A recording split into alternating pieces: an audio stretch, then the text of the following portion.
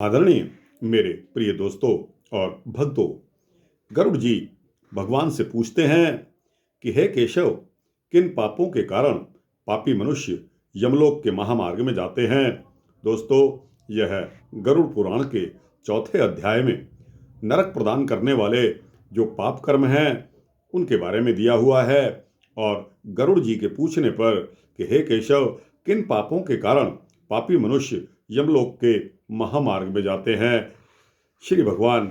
उत्तर देते हैं कि सदा पाप कर्मों में लगे हुए,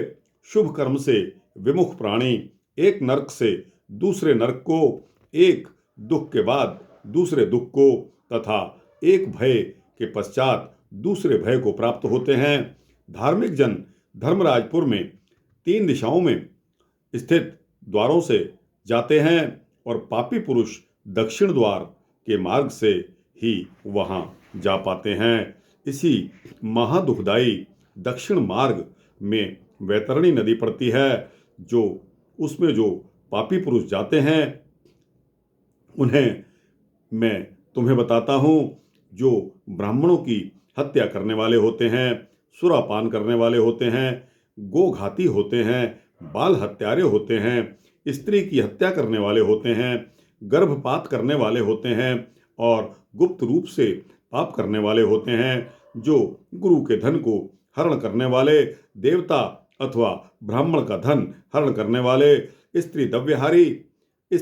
द्रव्यहारी, बाल द्रव्यहारी हैं, जो ऋण लेकर उसे नहीं लौटाते, धरोहर का अपहरण करने वाले, विश्वासघात करने वाले, विषान्न देकर मार डालने वाले, दूसरे के दोष को ग्रहण करने वाले, गुणों की प्रशंसा न करने वाले, गुणवानों के साथ डाह रखने वाले, नीचों के साथ अनुराग रखने वाले, मूढ़ सत्संगति से दूर रहने वाले हैं, जो तीर्थों, सज्जनों, सत्कर्मों, गुरुजनों और देवताओं की निंदा करने वाले हैं, पुराण, वेद, मीमांसा, न्याय और वेदांत को दूषित करने वाले हैं, दुखी व्यक्ति को देखकर प्रसन्न होने वाले हैं, प्रसन्न को दुख देने वाले, दुर्वचन बोलने वाले तथा सदा दूषित चित्त प्रकृति वाले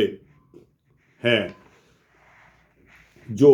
हितकर वाक्य और शास्त्रीय वचनों को कभी नहीं सुनने वाले होते हैं, अपने को सर्वश्रेष्ठ समझने वाले, घमंडी, मूर्ख होते हुए अपने को विद्वान समझने वाले हैं, ये तथा अन्य बहुत पापों का अर्जन करने वाले अधर्मी जीव रात दिन रोते हुए यम मार्ग में जाते हैं। तो दोस्तों, यह सूक्ष्म वृत्तांत आपके समक्ष रखा कि यम मार्ग में कौन सी पापात्मा जाती हैं। जब गरुड़ जी ने पूछा कि किन पापों के कारण पापी मनुष्य यमलोक के महामार्ग में जाते हैं, तो दोस्तों, एक मार्ग का वर्णन तो मैंने आपके सम्मुख कर दिया है। अगले वृत्तांत में दूसरे मार्ग का वर्णन आपके सम्मुख करूंगा।